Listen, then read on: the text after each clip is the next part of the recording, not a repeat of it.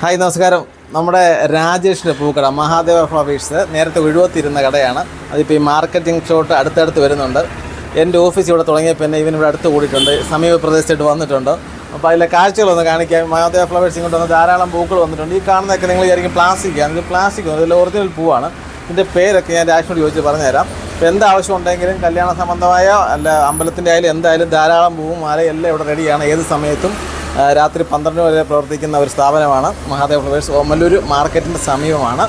അപ്പോൾ ഞാൻ രാജേഷിനോട് ഈ 2-3 പൂവിൻ്റെ കാര്യമൊക്കെ ചോദിച്ചിട്ട് ബാക്കി നമുക്കൊന്ന് നോക്കാം. രാജേഷ് ചേട്ടാ, ഈ പൂവിൻ്റെ പേരെന്നാ? ഇത് ഗ്രീൻ ബട്ടൺ എന്ന് പറയും. ഇത് കല്യാണക്കാരൻ്റെ ഡെക്കറേഷന് കല്യാണമാലയ്ക്ക് ഉപയോഗിക്കുന്നതാണ്.